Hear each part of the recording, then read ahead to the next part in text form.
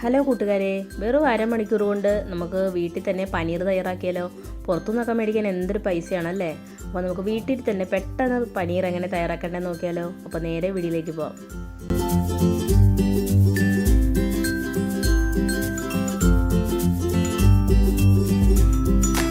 അപ്പോൾ പനീർ തയ്യാറാക്കാനായിട്ട് ഞാനിവിടെ ചൂട് കട്ടിയുള്ളൊരു പാത്രം എടുത്തിട്ടുണ്ട്. അതിലേക്ക് ഞാൻ 2 ലിറ്റർ പാലാണ് കേട്ടോ എടുത്തിരിക്കുന്നത്. നമ്മുടെ നാടൻ പാലാണ് എടുത്തിരിക്കുന്നത്. കവർ പാൽ വേണമെങ്കിലും എടുക്കാം. അപ്പോൾ പാൽ ഒഴിച്ചതിന് ശേഷം നല്ലതുപോലെ തിളപ്പിച്ചെടുക്കുക. തിളപ്പിച്ച് പൊങ്ങി വരുന്ന സമയത്ത് നമുക്കതിലേക്ക് ഒരു നാരങ്ങയുടെ നീര് പിഴിഞ്ഞത് ചേർത്ത് കൊടുക്കാം. ഇപ്പോൾ ഒരു 2 ലിറ്റർ പാലിന് ഒരു നാരങ്ങ പിഴിഞ്ഞത് മതിയായിരിക്കും കേട്ടോ. നാരങ്ങ പിഴിഞ്ഞ് ഒഴിച്ച ഉടനെ തന്നെ നല്ലതുപോലെ ഒന്ന് ഇളക്കി യോജിപ്പിക്കുക. അടി പിടിക്കാതെ നോക്കണം.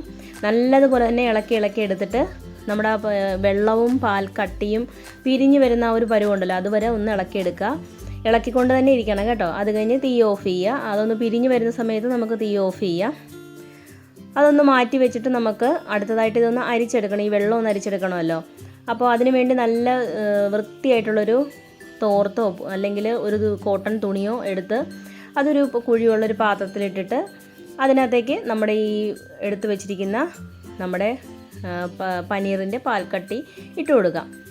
അപ്പോൾ അതിട്ട് കൊടുത്തതിന് ശേഷം അതൊന്ന് ആ വെള്ളം ഒന്ന് ആ അരിപ്പ പോലെ നമ്മുടെ ആ തുണിയിൽ നിന്ന് അരിച്ചെടുക്കുക. ഇപ്പം നല്ല ചൂടുണ്ടാവും കേട്ടോ.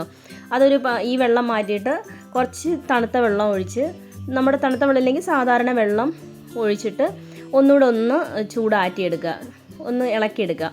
അതിനുശേഷം ആ കോട്ടൺ തുണി നല്ലതുപോലെ ഇതുപോലെ തന്നെ ചുറ്റി അതിൻ്റെ പൊക്കത്ത് ഒരു വെയിറ്റ് വയ്ക്കുക. ഒരു പാത്രത്തിൽ വെച്ചതിന് ശേഷം അതിൻ്റെ പൊക്കത്ത് ഇതുപോലെ നല്ലൊരു വെയിറ്റ് വയ്ക്കുക. ഒരു അരമണിക്കൂർ കഴിയുമ്പോൾ തന്നെ നമ്മുടെ പനീർ സെറ്റായിട്ടുണ്ടാവും.